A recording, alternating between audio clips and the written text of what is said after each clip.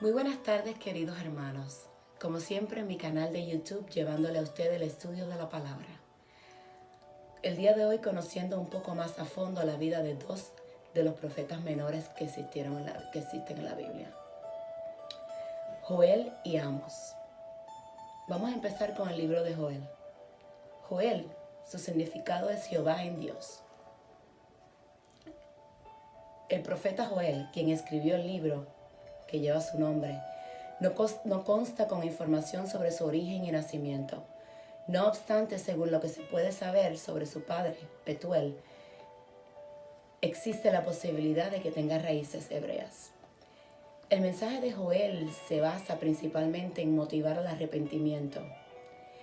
En todo el libro insiste en que la única esperanza para el pueblo de Dios es el arrepentimiento. Asegura a Judá que si se arrepiente, su recompensa será la restauración, asociada con el día del Señor. Y de ahí la promesa de hacer juicio contra las naciones enemigas.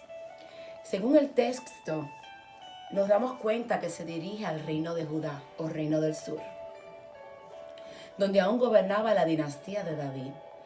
Y en adición se refiere a los sacerdotes como si estuvieran delante suyo, lo cual lleva a pensar que estaba en Jerusalén.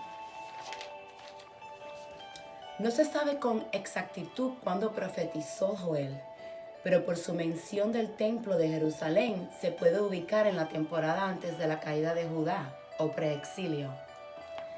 Nadie sabe definitivamente la fecha de su periodo profético, porque no se da información exacta, aunque se especula que fue durante el reinado de Joás.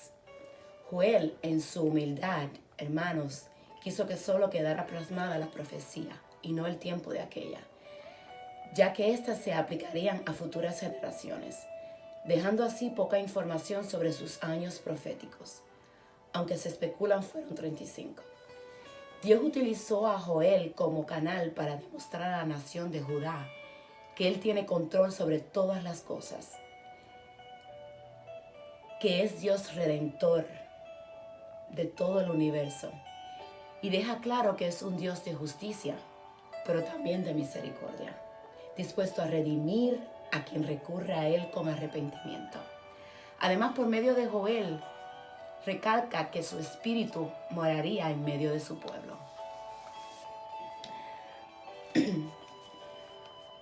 Para mí, tres de las cosas más curiosas que se encuentran en este libro son las profecías dadas por Joel al pueblo de Judá. Se aplican para nuestra generación y se plantean en el libro de Apocalipsis. También es curioso observar cómo Dios es tan en control de todo, que usó la humildad y fe de Joel para que su profecía y mandato pasara de generación a generación. Antes de juzgar, Dios llama al arrepentimiento en el día del Señor. El juicio viene antes que la bendición. El juicio por pecado es inevitable. El día grande y espantoso de Jehová no ha ocurrido.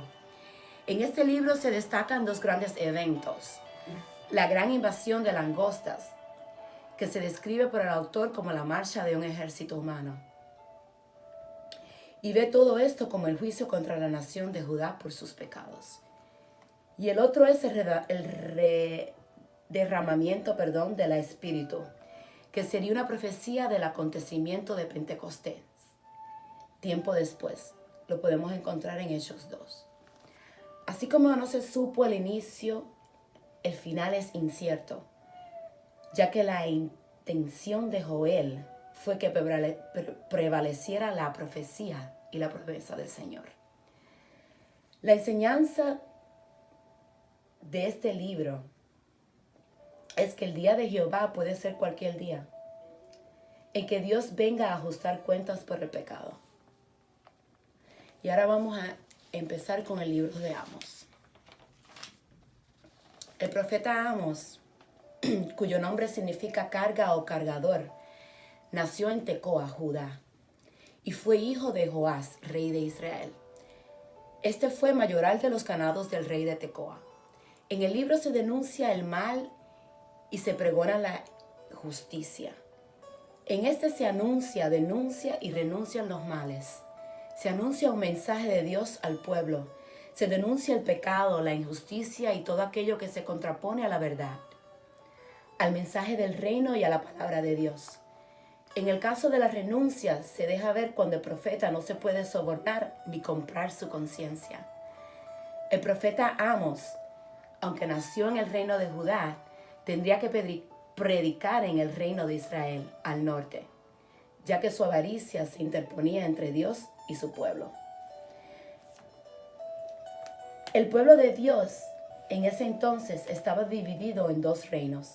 Al norte, el de Israel, donde reinaba Jeroboam. Al sur se encontraba el de Judá, con el rey Oseas. Se especula que el profeta Amós predicó por alrededor de 40 años, en el intervalo de los años 383 a.C. a 343 a.C. Aunque algunas fuentes aseguran que su tiempo profético comenzó en el 750 a.C. y duró solo varios meses.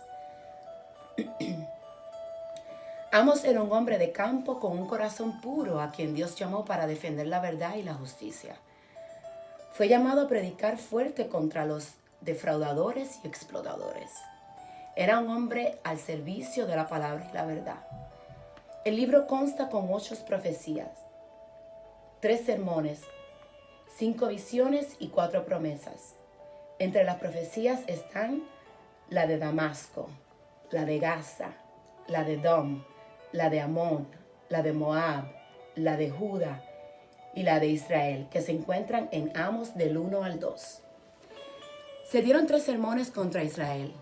El primero, una declaración de juicios, que lo podemos encontrar en Amos 3, 1 y en Amos 6, 14.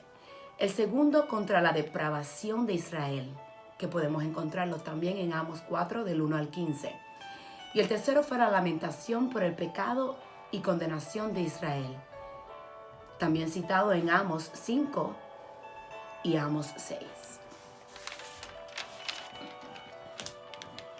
Entre las 5 visiones se encuentran las langostas devoradoras, citadas en Amos 7 del 1 al 3, una llama de fuego, citadas en Amos 7 del 4 al 6, una plomada, citada en Amos 7 del 7 al 17, un canastillo de frutas maduras, Amos 8 del 1 al 14, y por último el Señor infringe disciplina en el altar, Amos 9 del 1 al 10. Las 4 promesas se encuentran en Amos 9 del 11 al 15. Otra curiosidad es que Amos fue un laico o alguien independiente de toda confesión religiosa antes de ser usado. En la historia de Israel, solo se habla de este profeta que, según la Biblia, logró hacer arrepentir a Dios de los castigos que aplicaría a su pueblo. En Amos 7 del 1 al 6. La visión o objetivo era la renovación del pueblo mediante una gran plaga o la destrucción de la ciudad. Además, Amos profetizó el terremoto que ocurriría durante el reinado de Osías, rey de Judá. En el libro de Amos no se menciona la causa de muerte del profeta, pero según las investigaciones murió asesinado en el reino de Judá en el año 745 a.C. La enseñanza es que Dios nos juzga en manera en que juzgamos a otros. La injusticia social es pecado.